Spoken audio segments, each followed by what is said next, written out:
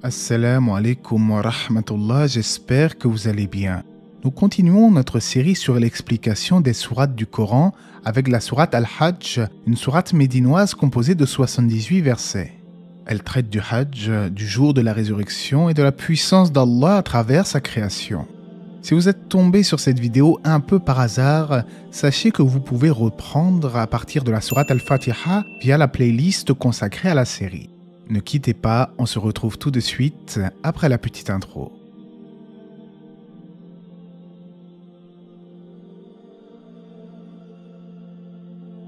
Dans les premiers versets, Allah décrit des scènes effrayantes du jour de la résurrection afin d'encourager les gens à réfléchir. Ô hommes, craignez votre Seigneur, le séisme qui précédera l'heure est une chose terrible. Le jour où vous le verrez, toute nourrice oubliera ce qu'elle allaitait et toute femelle enceinte avortera de ce qu'elle portait. Et tu verras les gens ivres alors qu'ils ne le sont pas. Les savants de l'islam ont divergé concernant ce séisme. Certains pensent qu'il se produira avant la résurrection des tombes, aux dernières heures de ce bas monde, tandis que d'autres pensent qu'au contraire, il aura lieu après la résurrection. Selon Cheikh Saadi, cela aura lieu lorsque l'heure surviendra, que les montagnes seront pulvérisées et le soleil et la lune obscurcis. En effet, au jour du jugement, les gens seront ressuscités dans la frayeur la plus totale, nus et incirconcis. Ils seront tels des papillons éparpillés et ne se préoccuperont que de leur propre salut, et cela comme l'indique le verset.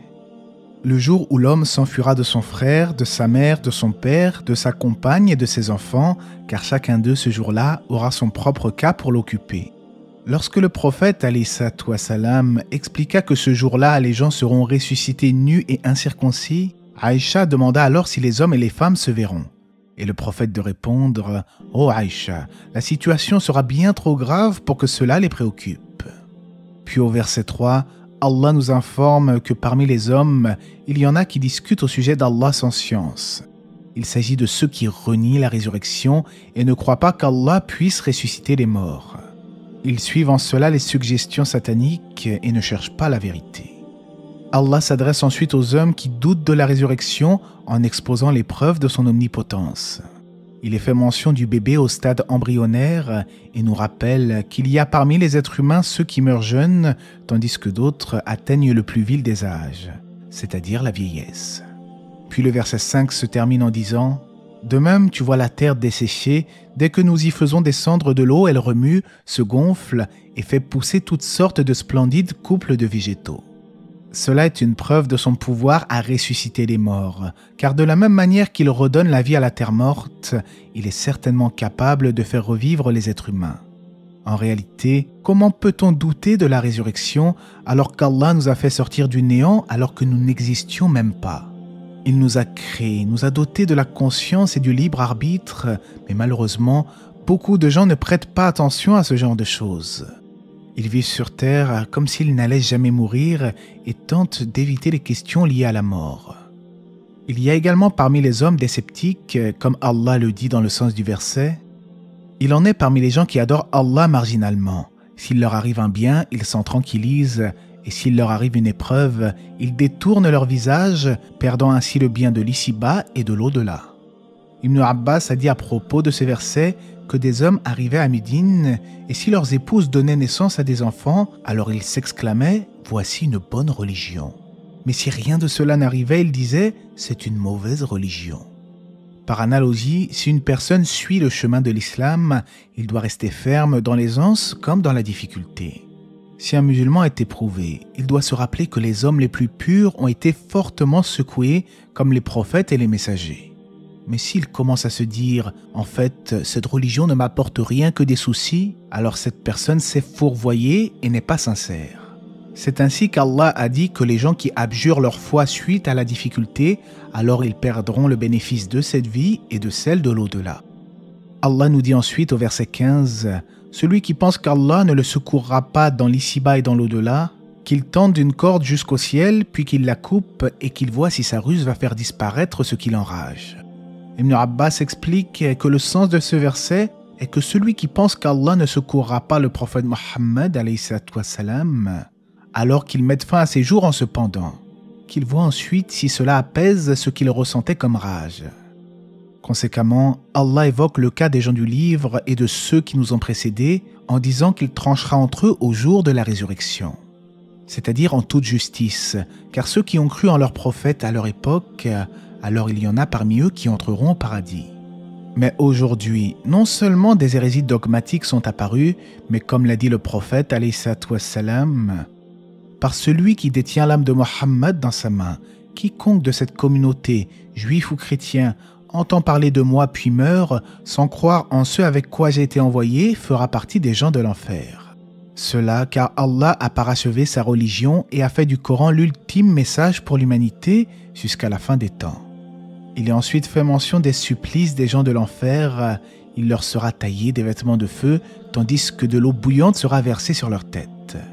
Mais ceux qui croient et font de bonnes œuvres seront à l'abri du châtiment pour entrer au paradis où ils demeureront éternellement. Allah donne ensuite des instructions sur le Hajj, les sacrifices et les rites associés, en mentionnant la Kaaba et l'ordre donné à Abraham de purifier ce lieu de toutes sortes de polythéisme. Le pèlerinage à la Mecque est l'un des 5 piliers de l'islam et celui qui en a les moyens ne doit pas perdre de temps pour s'y rendre, car on ne sait pas de quoi est fait l'avenir. Peut-être que nous allons mourir vieux, mais il se peut que notre mort soit proche, comme nous l'avons vu au début de la sourate. Le Hajj est un pèlerinage qui rassemble les musulmans du monde entier, symbolisant l'unité et la fraternité. En adorant Allah seul et sans associer ensemble, les croyants renforcent leur foi, purifient leur âme et renouvellent leur engagement envers Allah, tout en se rappelant de l'universalité de l'islam. Le verset 31 nous rappelle le principe fondamental du credo islamique, à savoir le monothéisme pur. Quiconque associe Allah, c'est comme s'il tombait du haut du ciel et que les oiseaux le happaient ou que le vent le précipitait dans un abîme très profond. Comme le commande Cheikh Saadi, le polythéiste est semblable à celui qui tombe du ciel exposé à toutes sortes de dangers. Les oiseaux de proie peuvent facilement le déchiqueter. Telle est l'image du polythéiste lorsqu'il abandonne la foi, car il est happé par les démons de toutes parts qui lui faussent sa religion et sa vie d'ici-bas. Allah nous dit ensuite que quiconque exalte les injonctions sacrées d'Allah s'inspire de la piété des cœurs. Le contexte ici était celui des rites du pèlerinage, mais à plus forte raison, le croyant doit respecter et honorer tous les commandements divins, comme la prière prescrite par exemple, qui s'effectue en des temps bien déterminés. Au verset 39, Allah donne autorisation à ceux qui ont été attaqués de se défendre, car ils ont été lésés. En fait, aux premières heures de l'islam, les musulmans n'étaient pas autorisés à combattre les transgresseurs, mais une fois à Médine et en réponse aux persécutions qu'ils avaient subies, les croyants ont eu la permission de combattre. En effet, il est logique que ceux qui ont été chassés de leur maison, juste parce qu'ils croyaient en Allah et au jour dernier, puissent se défendre face aux injustes.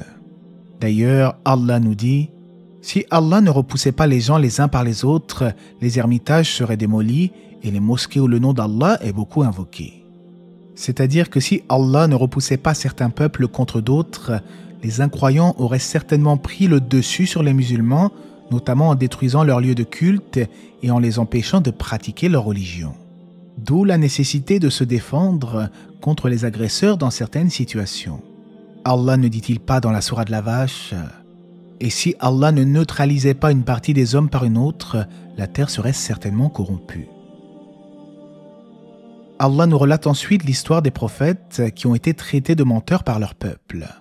Après avoir mentionné le funeste destin de ceux qui avaient démenti leurs prophètes, Allah nous dit « Que ne voyage-t-il sur la terre afin d'avoir des cœurs pour comprendre et des oreilles pour entendre ? Car ce ne sont pas les yeux qui s'aveuglent, mais ce sont les cœurs dans les poitrines qui s'aveuglent. » Lorsqu'un musulman voyage dans des pays où il découvre certains vestiges des anciens peuples, il doit méditer et se rappeler le sort de ceux qui ont rejeté la vérité. Le verset 52 nous explique que le diable a tenté de suggérer de mauvaises choses au prophète, alayhi salatu wassalam, mais Allah a toujours préservé ses messagers dans tout ce qu'ils transmettent, walhamdulillah. En réalité, Allah a toujours dissipé les suggestions sataniques en clarifiant la vérité à ses messagers.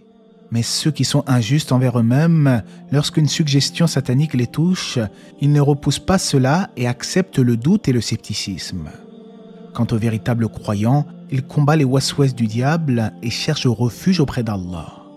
Allah nous rappelle également ces signes dans l'alternance de la nuit et du jour avant de dire « Allah est certes audient et clairvoyant ». Il est audient signifie qu'il entend toutes les voix simultanément, quelle que soit leur langue, et il est clairvoyant, c'est-à-dire que rien ne lui échappe jusqu'à cette fourmi noire sous une pierre dans l'obscurité de la nuit. C'est ainsi qu'Allah est le vrai, alors que ce qu'ils invoquent en dehors de lui est le faux. C'est Allah qui est le sublime, le grand. C'est-à-dire qu'Allah a toujours été. Il est le premier sans commencement et le dernier après lequel il n'y a personne.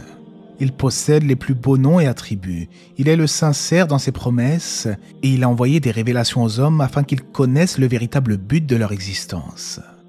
Mais ce qui est adoré en dehors de lui est le faux, comme les idoles et les statues que certains déifient en dehors d'Allah. Il est le sublime signifie qu'il est au-dessus de ses créatures. Il est aussi le grand dans son essence, ses noms et ses attributs de perfection. Rien n'est plus grand que lui. Le verset 64 nous informe que tout ce qui se trouve dans les cieux et la terre appartient à Allah et il se suffit à lui-même. En effet, Allah possède la suffisance absolue à tout point de vue. Il se passe largement de toute sa création, mais sa création a besoin de lui à chaque instant. Le verset 67 explique que chaque communauté a reçu un ensemble de rites à observer. En vérité, les législations ont différé sur certains points au fil du temps, notamment dans les modalités de certaines adorations. Mais le dogme des prophètes n'a jamais changé, il s'agit du monothéisme pur, appelé at-tawhid en arabe. Puis Allah nous rappelle son omniscience, affirmant que tout est écrit dans un livre. Dans un hadith, il est mentionné qu'Allah a inscrit sur la tablette préservée le destin de toutes les créatures 50 000 ans avant la création des cieux et de la terre. Allah nous enseigne ensuite que ceux qu'ils adorent en dehors d'Allah ne sauraient même pas créer une mouche, quand bien même ils s'uniraient pour cela. En fait, ils n'ont pas estimé Allah à sa juste valeur. Allah est certes fort et puissant. C'est-à-dire qu'ils n'ont pas reconnu la valeur du Créateur et sa grandeur en osant adorer en dehors de lui des idoles qui ne peuvent même pas créer une mouche. Mais Allah est fort et puissant, capable de créer toutes choses. Allah nous dit au verset 75 qu'il envoie des messagers parmi les anges afin de transmettre ses révélations, comme l'ange Jibril par exemple, et parmi les hommes afin de délivrer le message.